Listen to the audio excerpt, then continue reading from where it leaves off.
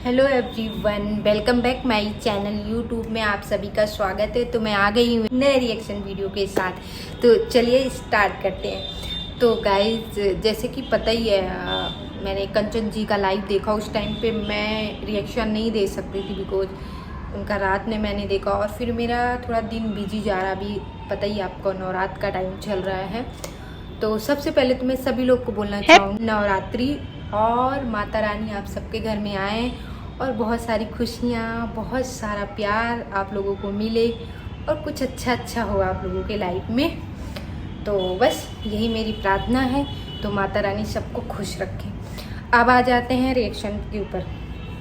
तो मैंने जब उनका लाइव देखा और उनकी फादर को लेके बोला कि रिटायरमेंट पे जो वीडियो थी, तो पहली बात तो वो वीडियो उनको नहीं बोलना चाहिए क्योंकि वो बहुत छोटी हैं। ठीक है, अंशु भी बहुत छोटी हैं। उनको ये बात नहीं बोलना था कि उनको तो निकाल दिया गया है, ये है वो है। ठीक, नहीं बोलना चाहिए था। ठीक है, अगर बोलना भी किसी को चाहिए था तो वो आंटी जी को बोलना चाहिए या अंकल जी को बोलना चाहिए था। अंशु को नहीं बोलना चाहिए क्योंकि अंशु बहुत छोटी है और सब लोग बोल रहे हैं छोटी है छोटी है छोटी है छोटी है। तो मैं आपको बता दूँ, वो एज में भले छोटी है लेकिन उसकी सोच ना बहुत बड़ी है। मुझे लगता है उतना मैं भी नहीं सोच सकती हूँ। उनकी सोच तो है वो काफ़ी हद तक बहुत बड़े लोगों की सोच जैसी है।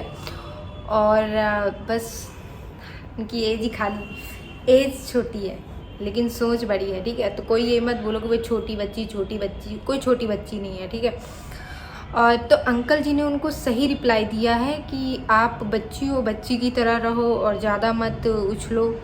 तो अंकल जी ने बिल्कुल सही कहा कि आप बच्ची हो तो बच्ची की तरह रहो। और अगर इतना ही है, आपको कैसे पता कि उनको निकाल दिया गया है या उन्हें रिटायरमेंट मिला है।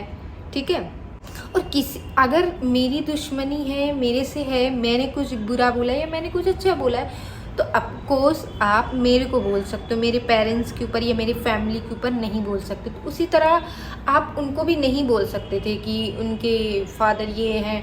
और क्या बोल रहे थे कि उनका डिवोर्स होने वाला है, डिवोर्स हो गया और उनकी बहन का डिवोर्स। आप कौन होते हो किसी को ये बताने वाले कि डिवोर्स हो गया है, नहीं हुआ?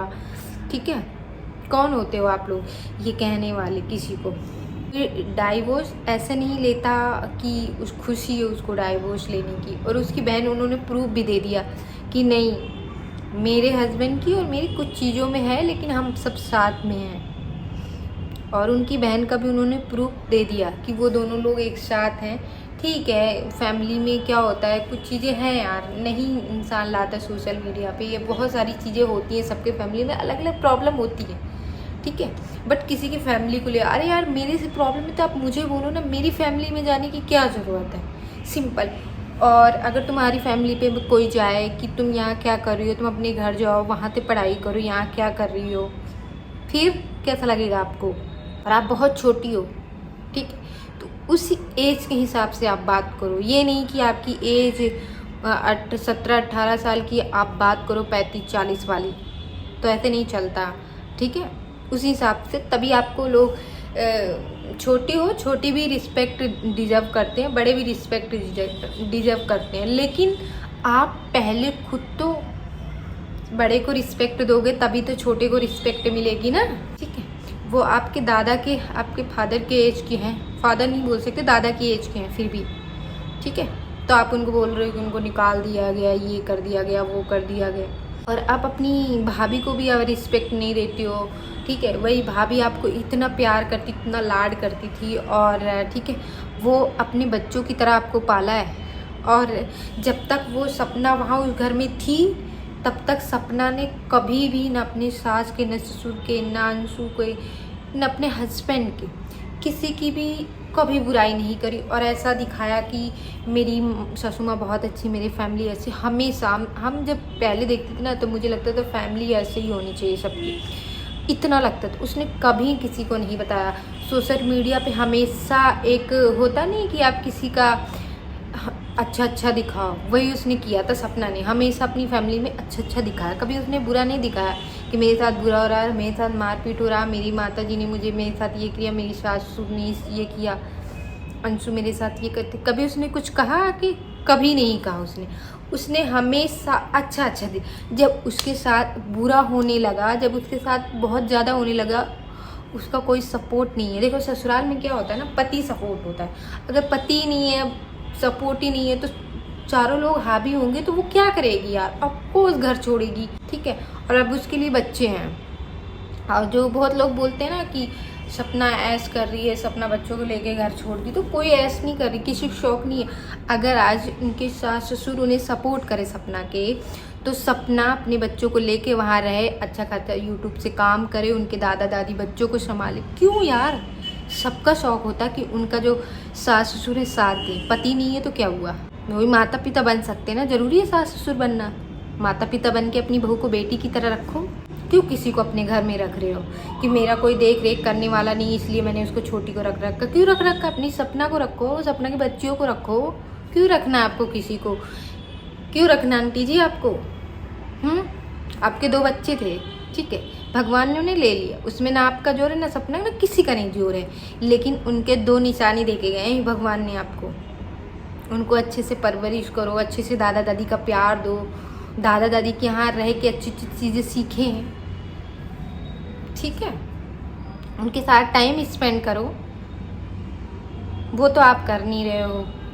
और हर चीज़ में सपना को ब्लेम कर दो, सपना ऐसी, सपना इतने सालों में तो सपना कभी बुरी नहीं हुई,